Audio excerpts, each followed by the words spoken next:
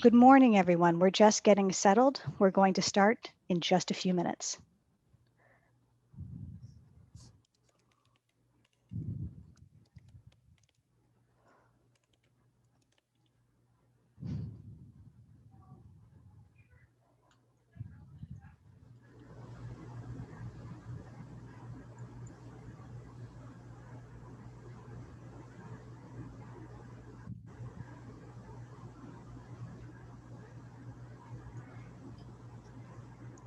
All right.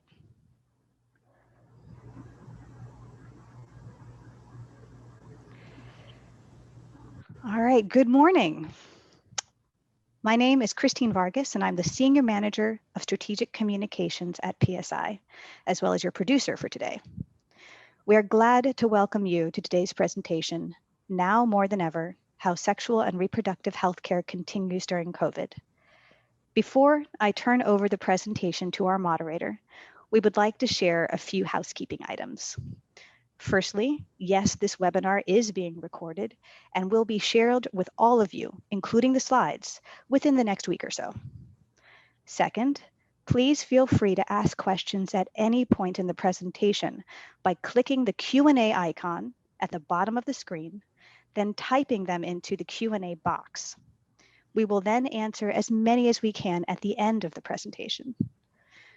With that, I turn it over to our moderator today, Amy Dornbush, a member of Maverick Collective, PSI's experiential philanthropy arm.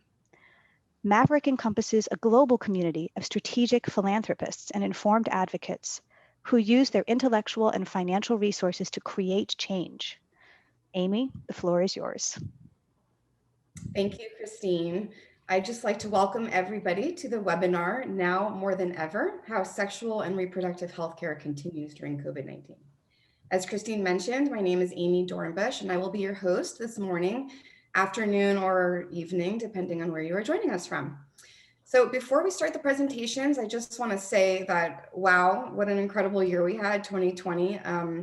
Everything the pandemic threw at us really forced us to change how we behave and interact and live.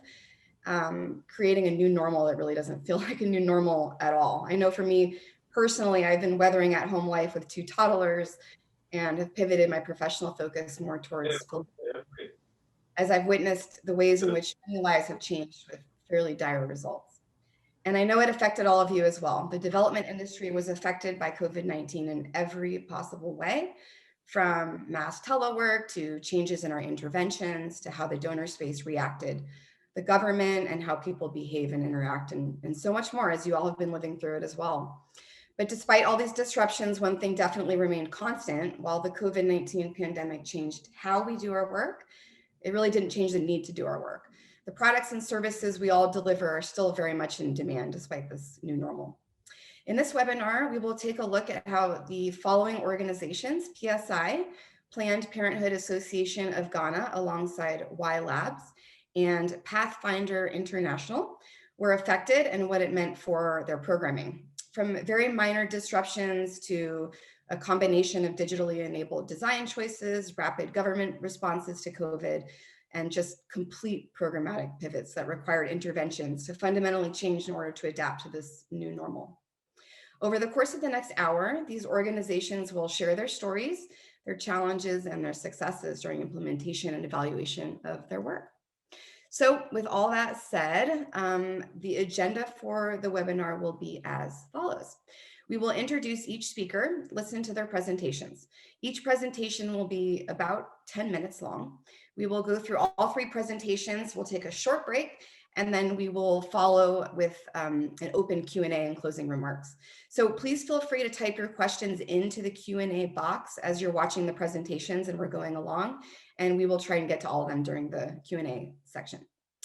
Without further ado, we will begin by taking a look at PSI Vietnam and how they used human-centered design to develop 4 prototypes that address the high rate of unintended pregnancies amongst youth. These prototypes had both an online and an offline element, which we'll hear about. Both of those were key in allowing them to be quite resilient to the COVID-19 context. And I should just say that I'm personally close to this project as I have sponsored it through my role as a Maverick philanthropist, which Christine mentioned. The Maverick Collective is a collective of women who leverage the power of PSI to catalyze their philanthropic impact. And I was particularly drawn to the rate of abortion in Vietnam, which is among the highest in the world. Vietnam is no longer a developing country. It is a country experiencing very rapid growth, and in fact has ambitious goals to become a high middle income country in the next 5 years. So the statistic was particularly eye-opening for me. Having worked with product design teams in my professional life, I'm aware of how effective participatory design is. So I was drawn to the project approach as well. Due to the double-digit time difference with Vietnam, this presentation was actually pre-recorded. What we do have a live presenter with us, so I am pleased to introduce Van Dinh, PSI Vietnam Senior Project Manager of Human-Centered Design, and she will be delivering the presentation and is also the narrator of the video. So roll the tape.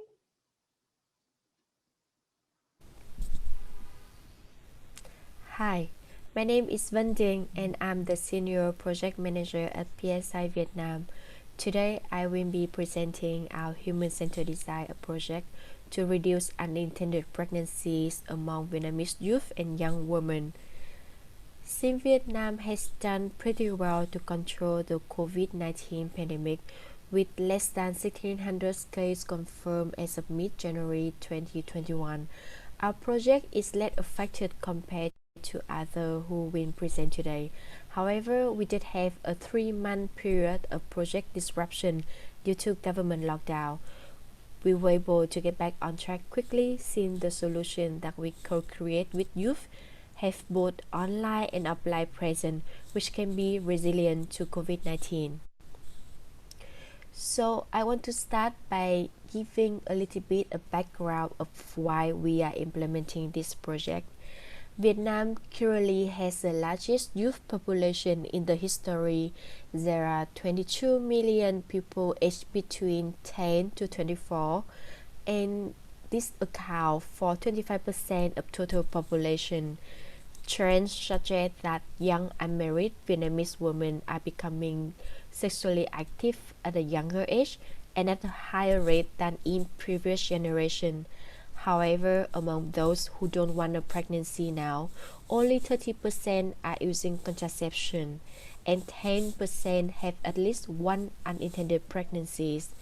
In Vietnam, each year, there are 300,000 abortion cases happen, of which 62% is due to unintended pregnancy. As many of you may have known, unintended pregnancy can have negative impact on girls and young women, such as unsafe abortion, school dropout, and poverty. There is a need to know more about how to meet the SRH need of girls and young women in Vietnam, as well as to identify new creative approach to unlock barriers. To do so, PSI Vietnam applies the human-centered design approach. The human-centered design approach, or HCD, put user at the center and engage with them throughout the process. At PSI, we integrate the valuable component of HCD that we call EIP into our own process. Aim not only to understand the behavior of a user, but the why behind that behavior. Gaining empathy for our target audience help ensure that we keep them at the center of all of our decision making. Insights around our target audience are then sharpened to allow us to dig deeper and to better understand what our observation really mean. In prototyping, instead of trying to have youth articulate what they think and feel, we create tangible solutions for more co-creation, starting from a low and move toward a higher fidelity version after each round of prototyping. The process allows us to fail fast and learn fast. EIP prototyping ensures that our solution resonate with our user and that they are not only feasible but desirable. Since the beginning of the project in November of 2019, we have completed 2 rounds of design workshop and 3 rounds of prototyping. To ensure a meaningful youth engagement, we have recruited and trained a small group of youth facilitators and designers who collaborate with us throughout. They are the ones who actually led the focus group discussion and interview their peers to generate insight. They also participate in the ideation and testing of several prototypes designed to increase access to SRH information, product, and service. Here are examples of how we group different youth response to identify a potential theme or insight for prototype generation. From hearing that youth are traveling far and asking others to have them buy condom, we realize the fact that although sex planning is private, contraception purchase often happens in the public, and that sometimes create barriers for timid youth to access contraception. The insight later helped us form design challenge for our prototyping. So for this project, we have identified the following design challenge. How might we reimagine sex and contraception education so that it is funny and youth-friendly? How might we create a private and discreet sex planning process for timid youth? How might we ensure that the information that youth receive are trusted? And how might we create a comfortable and safe space for youth to have sensitive conversation? The question have our team brainstorm several prototypes, and based on potential impact as well as PSI expertise, we prioritize and develop as well as test 4 different prototypes, which are the Love Voyage Facebook community, Guru, event, and the contraception box. To learn more about these prototypes, let's watch a doodle video that our youth facilitator have produced themselves. What is Love Voyage? Love Voyage is a comprehensive ecosystem for Vietnamese youth aged from 18 to 24 who share a common interest learning about love, relationship, sexual and reproductive health.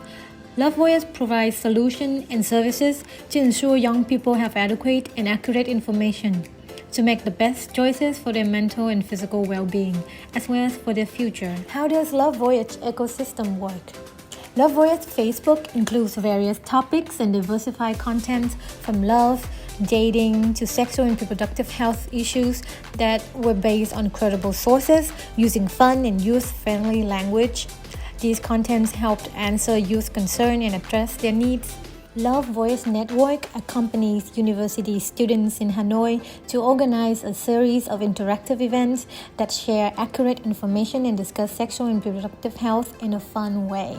In the midst of COVID-19 pandemic, we have been flexible in adapting to organizing online events such as live streaming on Facebook and small group discussion via Zoom. Love Voice Network has valuable companions who are gurus and youth ambassadors. Gurus are experts within the fields of psychology, sex education, and obstetricians gynecologists. KOL are those who are inspirational and influential on mass media, with high number of followers on social media such as blogger, YouTuber, Instagram. Expert friends are young people who are interested and want to share their knowledge in answering questions on sexual and reproductive health that their peers may have. Youth ambassadors are young people that actively initiate, develop, and spread ideas, projects that tackle current issues of safe sex and reproductive health among the youth community. Love Voice Network has initiated a discreet and youth-friendly contraceptive products for young people called Exit Door. All integrated products are from well-known and reputable brands. Double Exit Door consists of a box of 3 condoms and an emergency contraceptive pills designed for first-time experience. Single Exit Door consists of a box of 3 condoms for couples who are more experienced. Exit Door is currently available online at Love Voyage Facebook and will deliver nationwide in Vietnam. Joining Love Voyage Network, young people will have access to highly effective and interactive solutions. For instance, our offline events do not only provide a safe and non-judgmental space for youth to express their views and opinions, but it is also an opportunity to connect people of similar interests and passion, whereas all questions are answered by our expert and youth ambassadors. And here are some initial results of our testing and prototyping phase. We have organized 5 online and offline events that reached 700 youth. The Love Voyage Facebook page has more than 3,000 followers and 34,000 reach. The 3 gurus that participate in our network has provided consultation to 130 youth, and we sold 87 contraception boxes. And we have learned a few things along the way. The first one is to maintain a meaningful youth engagement. Part-time youth facilitators play a critical role in every aspect of our project. By gathering insight from people their same age, they have created prototypes that tap into young people's desire to have increased SRH knowledge and to reduce stigma on contraception use. We believe that youth-generated content has enhanced the success of the Facebook fan page. In the past, we would have to spend a significant amount on Facebook ads to achieve a comparable level of likes and engagement.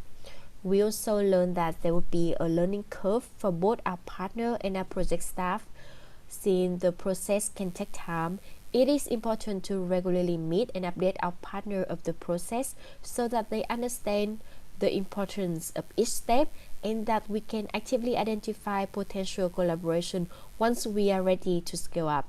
Our project staff have to learn to suspend the urge to scale up quickly and to give up on less potential solutions.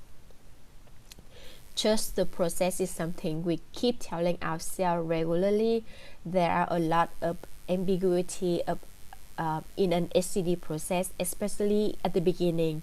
Instead of having a clear work plan and a list of activities that we can just follow, we start with a goal and work with our target audience to achieve it. It can be overwhelmed sometimes, but the more we do it and ensure that everything we do has the evidence behind, the more confident we feel about the process. This is the end of my presentation. In the next 2 years, we will continue to work with our youth facilitator and our partner to scale up the prototype that I have presented, as well as to document learnings for sharing. Thank you for listening, and I'm looking forward to your question.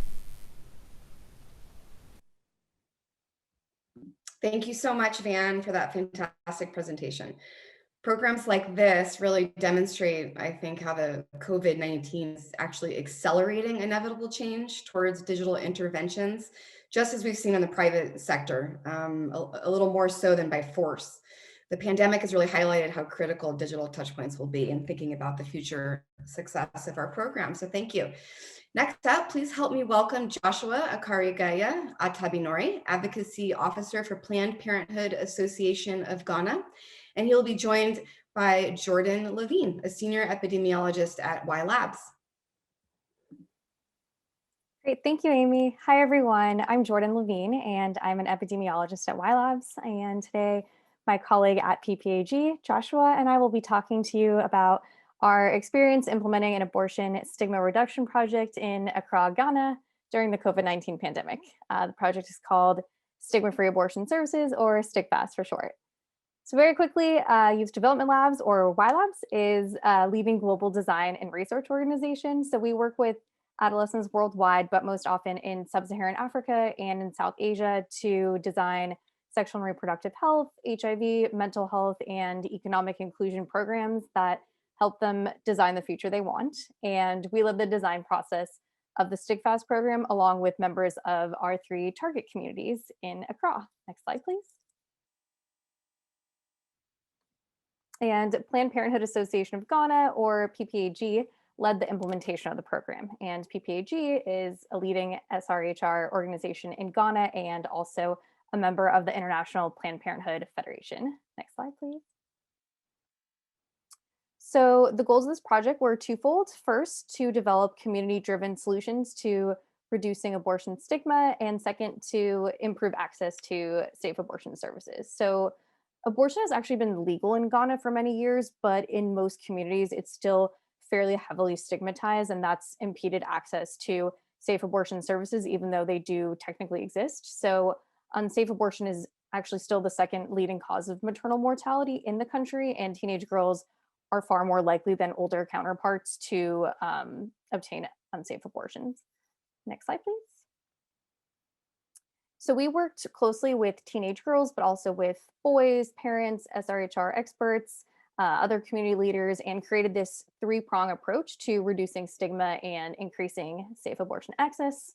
First, we have Girl Boss, and that's our main outreach and awareness piece. So we essentially asked girls to design the best and biggest party they could ever throw, and then we took their ideas and created a community event that had dancing and music and games, but it also offered girls one-on-one mentorship from older female peers where they could talk about career, school, financial independence, sexual health, anything they wanted. And abortion was portrayed as part of a larger narrative about planning for the future that you want, and that really helped alleviate some of the stigma and the potential discomfort from parents in the community.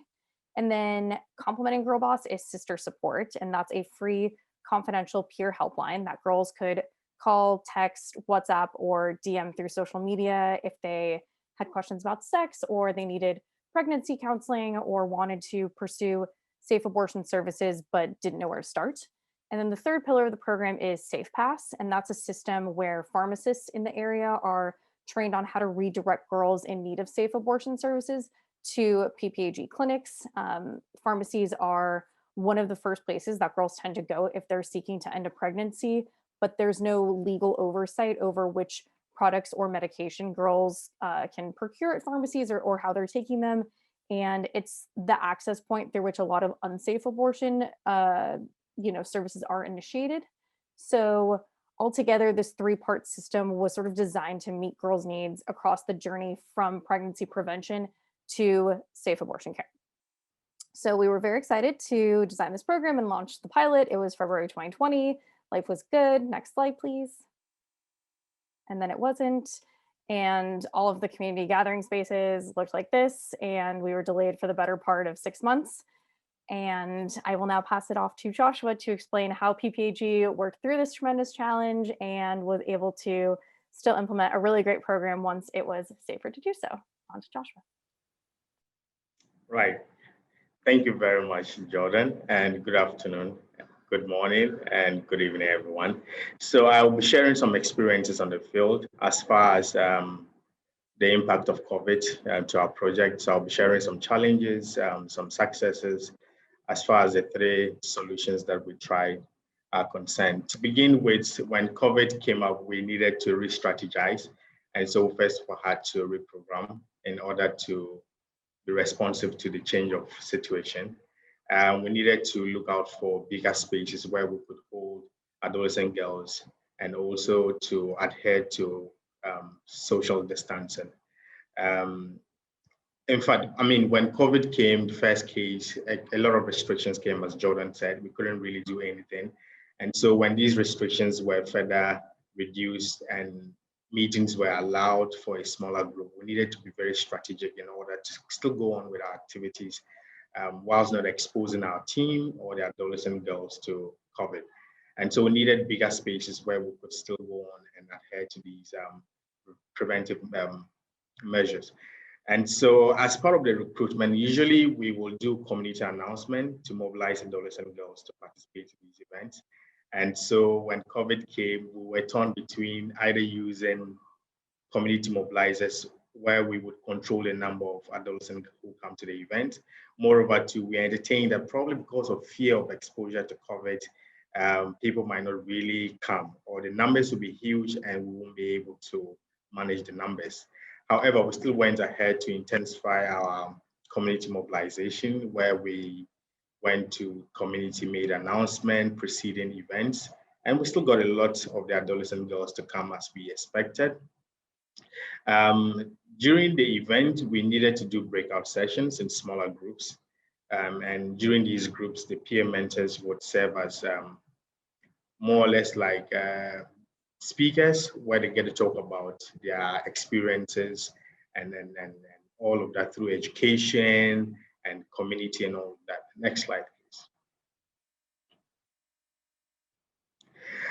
So, I mean, when we started, some of the challenges that we encountered had to do with finding a venue where we could practice social distancing and also not exposing anyone to COVID.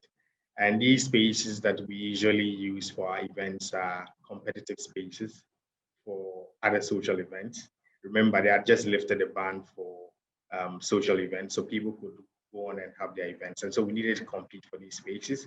However, we still got places, but a bit difficult as to meeting the standards that we wanted.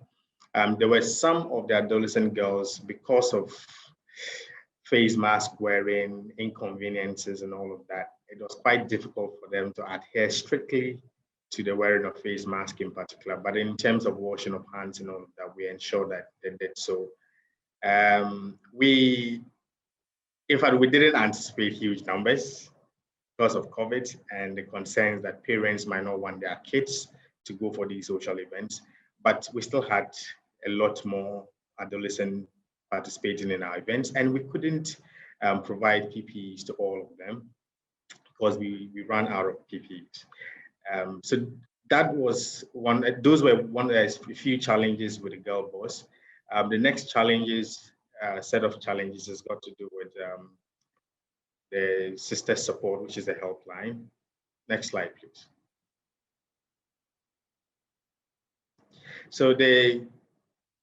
As part of the results of the girl boss, we had 441 girls attending our girl boss event. Out of the 441, 271 of them received one-on-one mentorship with peer mentors. Despite COVID, which I mentioned earlier, parents still allow their adolescent girls to attend. There are some instances that parents would actually approach our announcement van and take invitation cards for the adolescent girls, even amidst COVID, which was quite interesting for us. Next slide, please. Yes, so with the Sisters Support Helpline is to provide over-the-call helpline support to adolescent girls who meet at girl boss events or those who encounter our content on social media. And within the pilot period, we had 184 people contacting the helpline, which is far more than the numbers we got during the live prototype stage where we didn't have COVID. Out of the 61% of them were not in school, 37 of them were boys and men. 46 calls were about abortion services. In terms of how they got to know of the helpline, most of the callers indicated that they got the information from social media. And there was a provision for callback, which was, less costly than running a toll-free hotline. Next slide, please. In terms of the clinic attendance, we had quite a lot of adolescent girls visiting our clinics. Out of 284 girls who visited our clinic in Accra, 84% of them were referred from friends and families. And out of the number, 46 received safe abortion services. And PPAG has an internal policy we call a non-refusal. And so by virtue of the fact that you've walked into the facility, we cannot refuse services because you do not have money or funds to pay for your services. So you will still be provided with the services that you need. Next slide, please. So key takeaways, we've learned a lot. And so we are hoping that moving forward, we would have smaller meetings in these communities where we can get to interact with a lot more adolescent girls without having to convene bigger and large meetings. We've also realized that for engaging other relatively older girls to serve as peer mentors, and their stories could create that enabling environment where during one-on-one engagement, these adolescent girls can get to tell their stories without having to be afraid or worried about confidentiality. We are also looking at intensifying social media and then toll-free, if you have the funds to run a toll-free system. for those who would want to call, because most of these adolescent girls do not have the economic muscle to be buying call time and all of that. Next slide, please. Thank you all. Thank you so much, Joshua and Jordan, for that enlightening presentation. I can relate to the abortion stigma as an underlying consideration. I think there's a lot of similarities in the design approach to our project in Vietnam, with really understanding the girls' lives, understanding their entire ecosystem, and create impactful events that include relevant programming so that they want to attend and engage. So thank you for that. And last, but certainly not least, please help me in welcoming Dr. Tabinda Sarosh, the Country Director for Pathfinder Pakistan. Thank you so much, Amy. I'm very excited to be a part of this wonderful panel. Good morning, good afternoon, and good evening to everybody tuning in right now. As Amy said, I'm the Country Director for Pathfinder International in Pakistan, and I'm also the Project Director for Naya Kadam, which is a consortium of 6 local and international organizations supported by the Bill and Melinda Gates Foundation, and focuses on increasing access to post-pregnancy family planning, which includes postpartum and post-abortion care services, as well as post-abortion family planning services. If we go to the next slide and set a little background of what I'm going to talk about, Pakistan confirmed its first case of COVID-19 on 26 February 2020. And within 6 weeks, confirmed cases had surpassed 5,000, and this was with very selective and limited testing in the initial days. In February, Naya Kadam in Pakistan was in its accelerated phase of service delivery, following key policy gains around post-pregnancy family planning that had strengthened the role of the community health workers through a robust pre- and in-service curriculum revision and LHW referral strategy, which was notified by the minister. Guidelines on DMPASC for LHWs were also developed by Pathfinder, and high-level policy roadmaps for PPFP were also present. So in a way, we were already working with more than 7,000 lady health workers and more than 1,500 public and private sector service providers when COVID happened. So if we go to the next slide, please. And I want to begin with saying that none of us really had a manual. Adaptability, flexibility, and responsiveness were our initial guiding principles, as well as experiences from humanitarian and academic experiences and settings, which provided insights. Using the socio-ecological framework, we were able to identify some key risks. Some of the immediate ones were, of course, the dearth of PPE and the rising stigma of COVID-19, the strain on the health systems, the disruption of supply chains in the country and outside the country, cessation of community-based interpersonal communication, and restricted mobility of people, especially women, and reports of domestic violence and gender-based violence. So, a quick situational analysis identified 3 areas of immediate action for Pathfinder International in Pakistan. One was to ensure a conducive policy framework for COVID-19, which integrates family planning, which integrates SRH. Second, maintaining the continuity of service delivery by bringing services closer to women through community midwives and community-based referral networks, making the facilities safe for women, and for ensuring commodity security at the service delivery points. And last but not least, operationalizing a multi-level, multi-channel communication campaign, which built on the salience of the pandemic to promote post-pregnancy family planning. So what did we do exactly? Let's see on the next slide. So the country program definitely tapped into its global SRH expertise to develop technical guidelines on how to continue to safely deliver family planning and comprehensive post-abortion care services and gender-based violence services during COVID-19. Policy level recommendations were developed for FPRH, COVID-19 response, and we engaged with the National Disaster Management Authority on keeping family planning embedded in the response. We also partnered with the Commission on the Status of Women to develop policy recommendations for the Ministry of Health from the point of view of promoting reproductive self-agency. If we go to the next slide, please, where we focused on provider safety and facility readiness and prioritized the provision of PPE and equipment for infection prevention and PPFP service delivery methods. We combined that with commodity assessment in the districts, followed by interlocation of commodities among the facilities and districts as per requirement of that facility and the district. In the next slide, you'll see that we brought together virtual support groups of youth champions, community and facility-based midwives and lady health workers for quick referrals and identification of best resources for women and girls. These youth champions had already been working with Naya Kadam over the past 2 years. They had undergone thorough trainings on advocacy, communications, SRH, community engagement, and fun stuff like theater. If you go to the next slide, please. How were we able to reach out to the providers when in-person communication was not possible?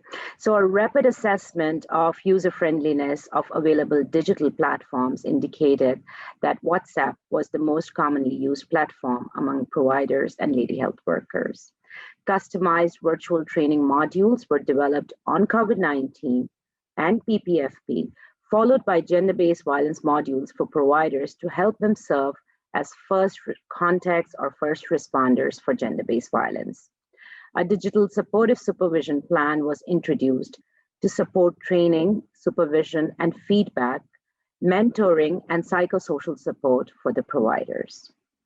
In the next slide, you'll see that with various kinds of biases emerging in the communities, as well as among the providers, Naya Kadam tweaked the human-centered design-driven 3-step prototype to continue to engage with providers to address bias against young people accessing contraception.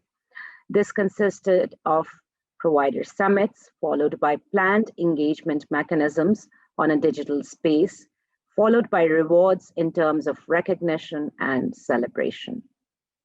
Next slide, please. Given that community-based interpersonal communication was halted, we launched the Naya Kadam COVID-19 response communication campaign.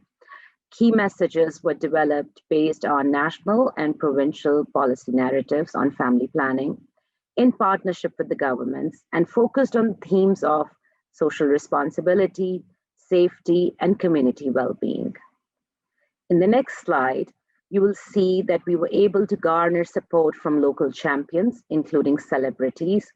The picture that you see in your right corner at the bottom is of a celebrity in Pakistan. He's a very well-known singer who, out of his goodwill and his concern during COVID-19, joined hands with Naya Kadam and Pathfinder International. We were able to develop public service messages that ran on local radio channels, national TV channels, and through local community cable operators in our communities. In the next slide, you'll see that Naya Kadam SBCC toolkit, including the social media toolkit, was adopted and endorsed by the governments of the provinces that we were working in and used through their platforms also. In the next slide, we wanted to demonstrate some of the announcements that were done through mosques and signposting on public transport and facilities to be able to popularize these messages. The messages, as I said, were focused on safety. They integrated a safe approach towards life, including family planning as well as COVID-19 prevention. And if you go to the last slide for SBCC, you will see that we also used SMS services to reach out to lady health workers and their communities, developed IEC materials, and continued to engage with providers and youth groups simultaneously. So in the next slide, you will see that the young people who were leading these community clusters, the referral clusters, and making active referrals were able to do follow-ups of the community women and girls for reproductive health services and able to make more than 600 complete referrals to services. In the next slide, which I am not going to read, but I'm happy to share this entire presentation with all the participants as needed.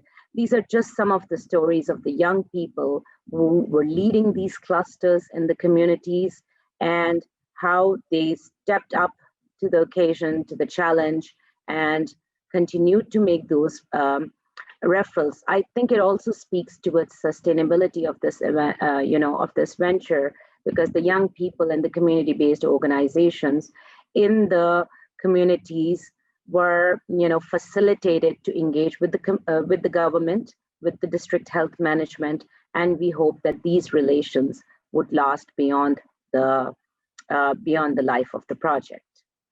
If you go to the next slide, where I just wanted to talk a little bit about our consortium partners, Ahang, which is a youth organization, and Shirkatga, a feminist collective, who continued advocacy on post-pregnancy family planning through safe in-field as well as online work with young people and women.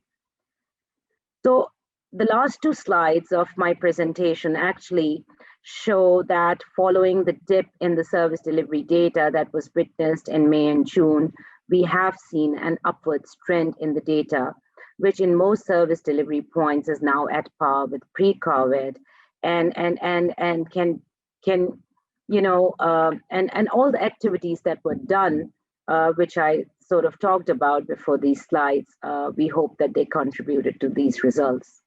In the next slide, you'll see some data from the private sector, which is also a component of Naya Kadam, being led by Green Star Social Marketing, an affiliate of PSI in the country. So the last slide actually shows a pre-COVID picture of the team that made it all possible.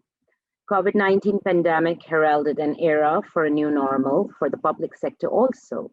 The government upped its appetite for digital technology for internal processes that did not let the work stop completely, and is exploring digital technologies for service delivery. The lessons have been many and hopefully will be used to enhance the preparedness status for the institutions for a possibly massive research or the next emergency.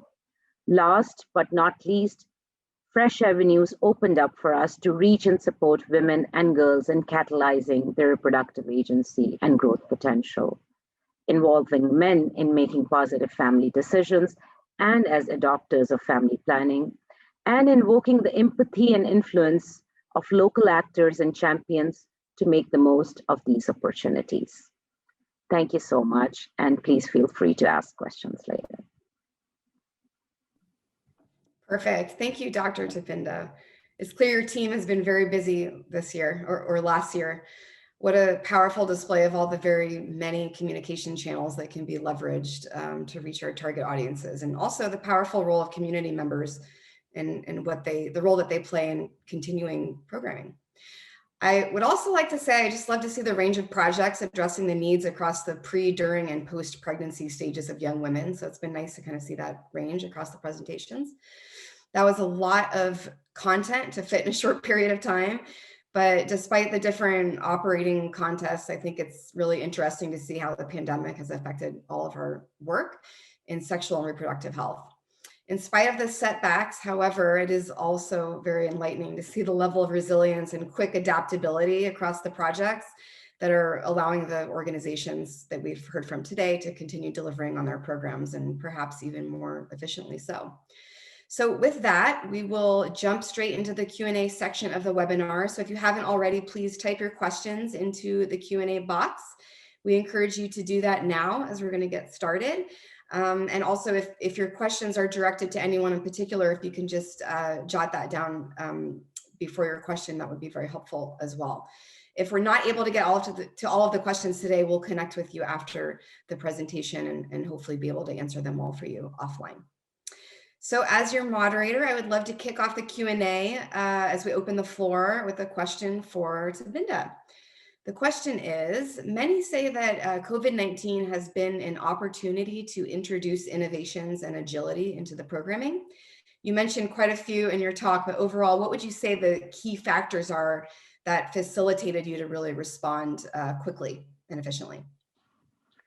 Thank you so much. I think that is a very crucial, question, because it talks about the development sector as a whole, and all the work that we have been doing for decades, and how the discourses and the narratives have shaped up.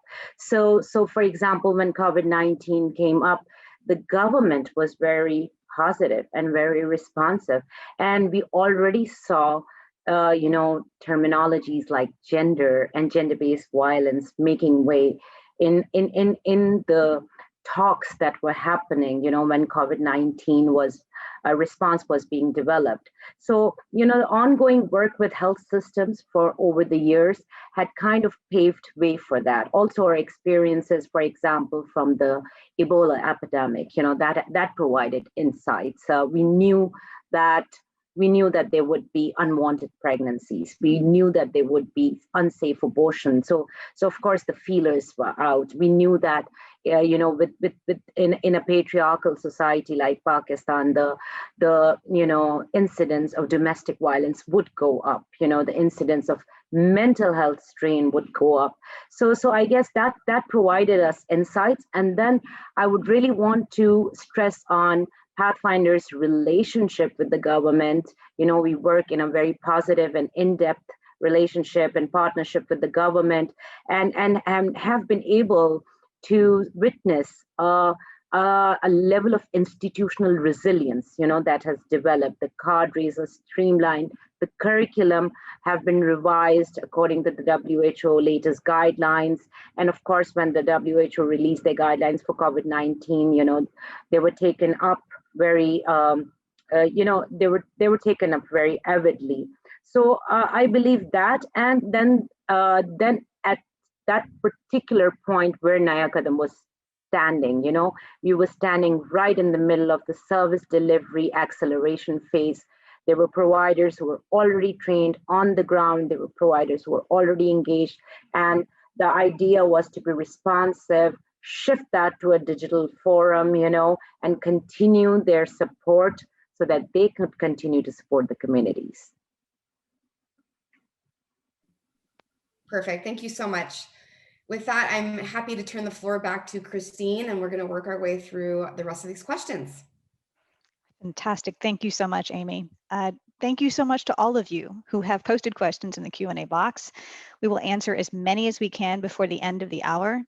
And I'm going to start with a question that applies to all of our presenters and ask you to answer in the order in which you presented, starting with Van Den of PSI Vietnam.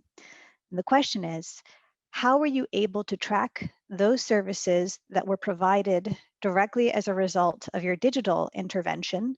And are there any specific tools you used to achieve this? Van? Yes. For our project, we don't use one specific tool, but we use different ways to track the service provided by our intervention.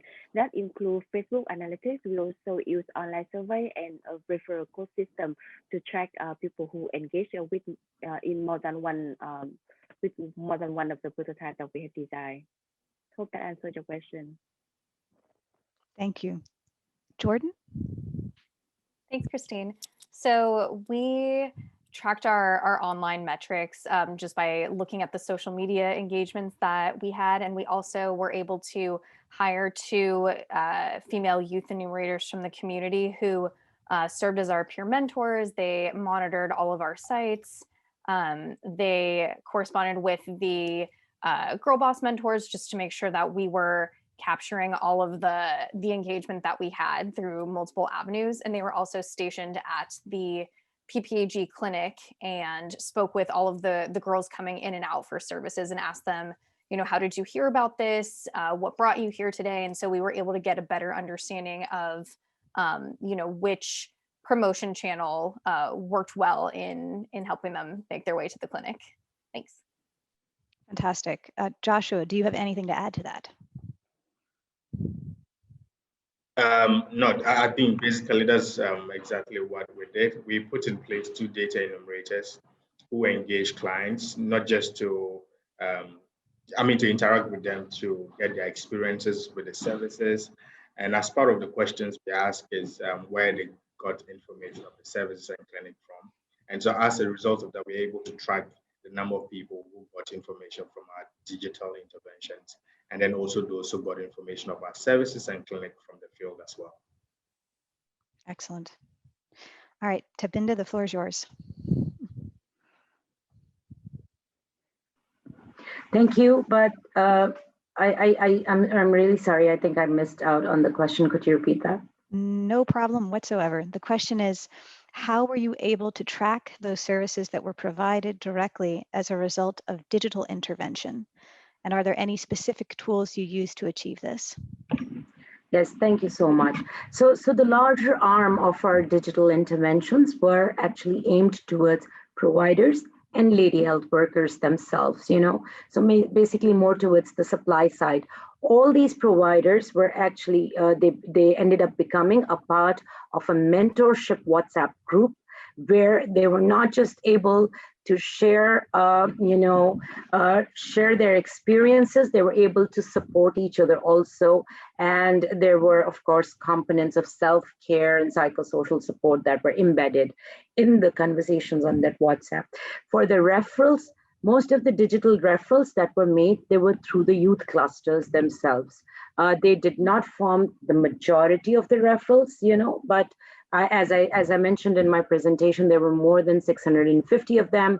And these were tracked by the young people themselves. So once they made referrals, because these young people were also connected to the community midwives and to the community facility-based providers, they were able to verify those referrals through the providers and follow up on them. And then they shared their data with us. Wonderful, thank you so much. All right, we're gonna move to our next question, and this one is just for Van Den of our PSI Vietnam team. And that is, it seems that your program has been a bit business as usual, even through COVID. How has COVID affected Vietnam relative to other places? Yes, that's true. But even though Vietnam has a small number of confirmed cases, our government has been very strict on COVID-19 protocol, perhaps because our limited resource, which we would not be able to handle if we have too many cases happen in Vietnam. So our challenge for that is that any kind of COVID guideline would change after one night. Everybody who got in contact with the positive patient will be essentially quarantined.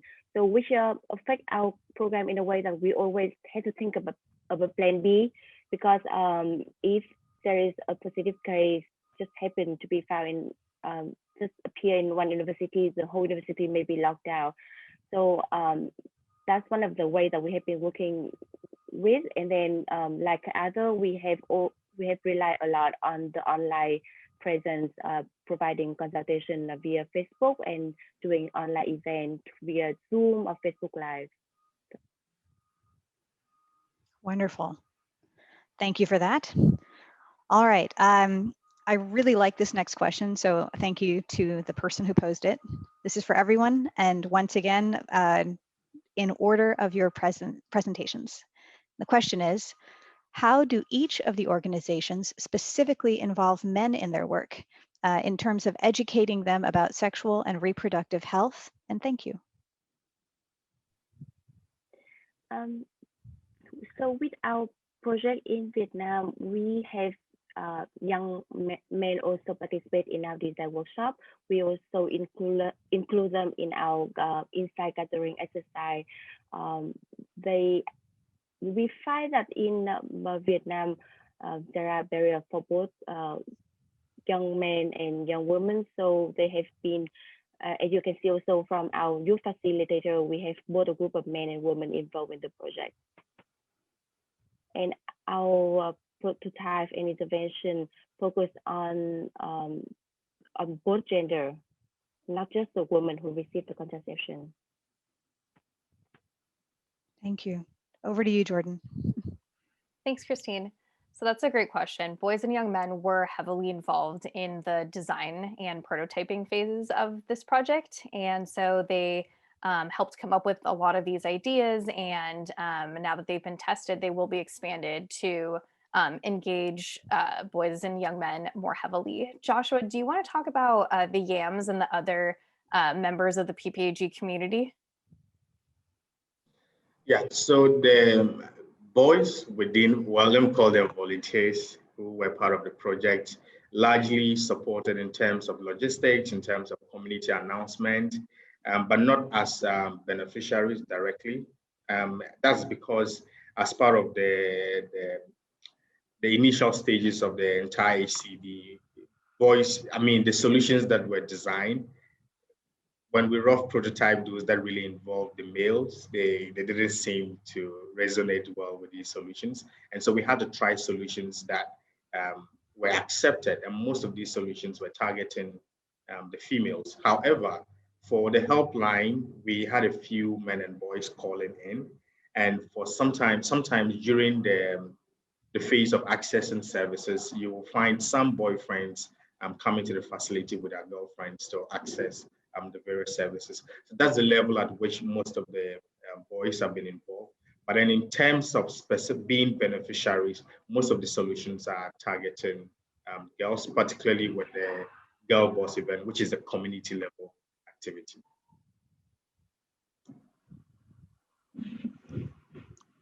Jabinda? Yes. Thank you, Christine. So I heard that question this time. And, for engagement with men, I just wanted to say here that all the young champions that we worked with, they were men as well as women. So we had girls and boys. For example, when we were prototyping the HCD solution, we did not just prototype it with girls, but also with boys and young couples as well. And then, our partners, Ahang and Shirkatga, when they worked with young champions, they made sure that there was a gender balance in the group. And I also wanted to actually share a very, very interesting, happening that happened in the field. I just talked about the theater trainings that we did and the communications training that we did with the young people. And interestingly, in two of our districts, it was our young champions who wanted to do the theater and who wanted to play the female roles. So for example, if the theme of their theater was age of marriage, it was actually a boy who wanted to dress up as a girl and do that. And the reason I say that is breaking these male stereotypes in Pakistan is not something that you see every day. And for boys to be able to embrace, the feminine identity for that particular event, we felt that it was an achievement in itself. All right, I am going to see if we can squeeze in one more question because it's a good one. But after this one, I'm going to hand it back to Amy. So if each of our presenters could make their comments generally brief, that would be phenomenal because this one's for all of you again. Question: for resource-constrained populations, such as bottom of the pyramid populations who might not have access to internet or phones, and in places with strict lockdown and movement restrictions, how can we reach them with products and services if digital is not an option? And once again, Van, if you would kick us off. Yeah, sure. Although I may not be able to relate to that scenario since we have not been in strict lockdown for a while. I think that with our project, we have been working closely with the youth and our target population throughout the ideation and the ideation phase. What we're trying to do is to build up a network of university youth leader who can become the champion of their own community, who can mobilize later in face-to-face engagement. So maybe that can be a way. But to be honest, I don't have the perfect answer for your question right now. It's a very, very good question that we also keep in mind when we implement our project. Thank you. Jordan? Yeah, that's definitely a great question and something important to think about. What we did with our Girl Boss events was take them from being, very large, uh, you know, community centric events and making them, much smaller and more localized. And Joshua can certainly speak more about all of the outreach efforts that took and going deeper into communities and leveraging other members of the community to get the word out. I think that was the most powerful tool we have, was just getting community buy-in so that people could be informed in a way that was safe and consistent with local COVID safety measures. So I think just getting that community buy-in and working little by little to get the word out. Joshua, do you have anything to add? I think that's fine. That's fine. Thank you. I guess I'll quickly jump in here. I think this question is very close to my heart because, when it comes to access to digital space, it's not just about resources, but also gender biases, in the society that play a role. So, for example, we actually came across some of the providers who did not own a smartphone, and had to borrow a smartphone to actually be a part of those training groups. So that was definitely something. As far as getting the message to the community is concerned, we used the mosque's announcements, that the clergyman was doing from the mosque to deliver the messages to the community about the services and about the importance of family planning and COVID-19 prevention. Then what we also did is to use mobile vehicles like rickshaws and chinchis, which made announcements as they drove along the streets and roads and the communities that were around the service delivery centers, letting the women and the girls know that these service delivery points are safe and they can be approached. And these mobile vehicles were also constantly announcing the SOPs that needed to be kept in mind so that women and girls knew what were the safe methods to come to the services, And lockdown for us was never like a 24-hour curfew. There were always windows where women and girls could reach the services. Phenomenal. With that, I will say if anyone did not get their question answered, I will personally follow up. And if you'd like to ask a question after the fact, my email is cvargas@psi.org. And I welcome them and will help them get to our panelists. And with that, let me turn it over to Amy to close us out. Okay, thank you, Christine. That concludes our webinar for today. I just want to thank all of our speakers for sharing your fantastic and inspiring work as you continue to serve your beneficiaries despite this new normal. And thank you to all of the attendees for taking time to join us this morning or afternoon or evening. We do hope you enjoy the rest of your day, and please do continue to send us your questions, and Christine will get back to you. And I hope, and I know on behalf of all of the speakers, we hope that by sharing the work, we can encourage others to do the same, and that we can continue to share on best practices and collectively improve our services. So thank you very much and enjoy the rest of your day. Thank you so much. Thank you.